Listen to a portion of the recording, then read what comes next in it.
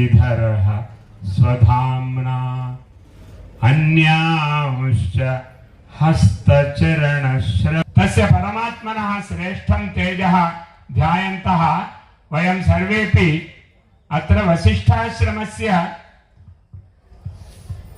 रजतोत्सव पंचविंश वार्षिकोत्सवं पुरस्कृत्य अत्र केवलं मनुष्याणां शरीरमेव ज्ञानार्थम् अन्येषां नास्ति। देवानामपि शरीरं ज्ञानार्थं नास्ति, पशुपक्षि कृमिकीटकादीनां शरीरमपि तदर्थं नास्ति।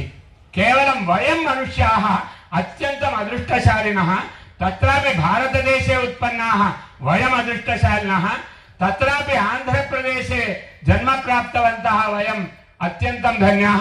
तत्रापि अस्मिन् क्षेत्रे तिरुपतौ एतस्मिन् वसिष्ठाश्रमे अद्य यत् कार्यं वयं पश्यामः तदर्थम् अस्माकं प्रबोधनार्थं निरन्तरं परिश्रमं कुर्वन्ति इति वाचा उक्तवन्तः। अहं विशेषेण नोक्तवान्, अहं संस्कृतेन उक्तवान् तावदेव।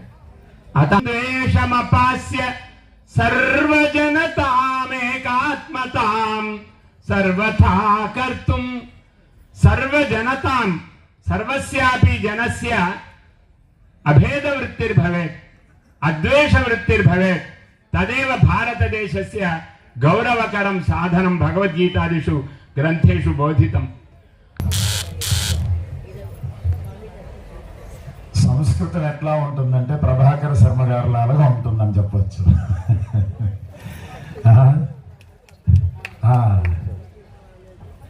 పెట్ట కొంచెము కోత ఘనము, వారి మూర్తి చిన్నది కీర్తి పెద్దది.